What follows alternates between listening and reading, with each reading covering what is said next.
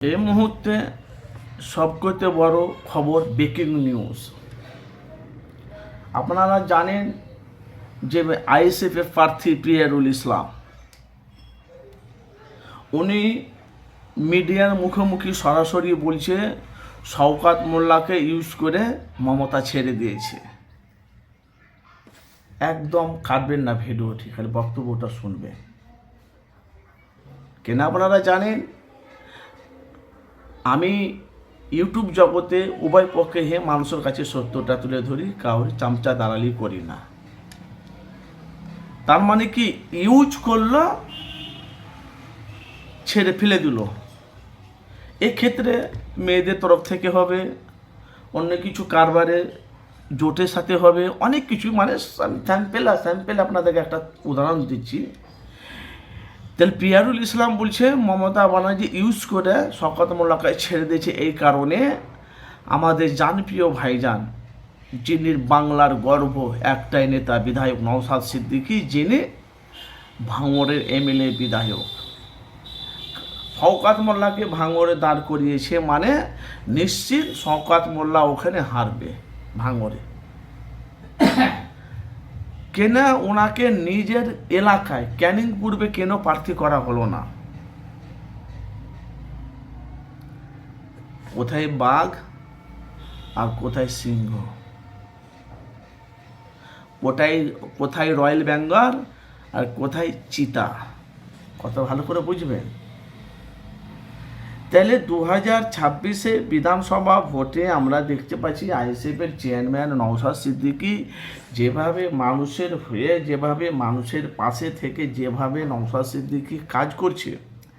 আজকে একাধিক দেখতে পাচ্ছি কয়েক লক্ষ মানুষ, তারা নওশাদকে, তারা চাইছে বামফ্রন্ট সিপিএমকে। পিয়ারুল ইসলাম বলছে শওকত মোল্লাকে আর আটকানো যাবে না, খুব শীঘ্রই উনি জেলের ভাত খাবে। আর এদিকে দেখছি শওকত মোল্লা বলছে এখনো অবধি আমার নামে কোনো কেস আসেনি, এখনো অবধি আমি কোনো জেলে যাইনি, কেউ আমার এই তরফ থেকে কেউ আমার ব্যাক রিপোর্ট আমাকে কেউ দিতে পারবে না, শওকত মোল্লা ভাই বলছে।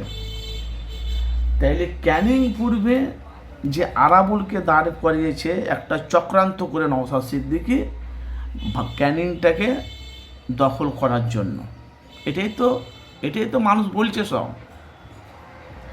তাহলে ক্যানিং যদি আইএসএফের তরফে হয়ে যায় আর ভাঙড়ে যদি আইএসএফের তরফে হয়ে যায়, মানে ভাঙড় ক্যানিং যদি নওশাদের হয়ে যায়, তাহলে বাংলাতে আমার মনে হয় আর কিছু রইল না, সব আইএসএফের হাতে চলে এলো। 2021 থেকে 2025 পর্যন্ত আইএসএফ যেভাবে মানুষের পাশে থেকে কাজ করছে, তার সাথে সাথে 2011 থেকে 2025 পর্যন্ত যেভাবে মুখ্যমন্ত্রী যেভাবে বাংলার উন্নয়ন করেছে, এমনিতে বাংলার মানুষেরই নেই মমতার উন্নয়নে। তাহলে 2026 বিধানসভা ভোটে পরে বলছে শওকত মোল্লা জেলে যাবে, জেলের ভাত খাবে। এটা ওপেন চ্যালেঞ্জ করছে তোমার পিয়ারুল ইসলাম, মানে ওনাকে ইউজ করে ওনাকে ছেড়ে দিয়েছে। তাহলে আপনাদের মতামত জানাবেন, তাহলে ভাঙড়ে কে জয়ী হবে, নওশাদ সিদ্দিকী না শওকত মোল্লা? শওকত মোল্লা তো বলছে 1 ইঞ্চি ছেড়ে কথা বলবো না, 1 ইঞ্চি ছাড়বো না ভাঙড়ের ওখানে, 1টা ইঞ্চি ছাড়বো না।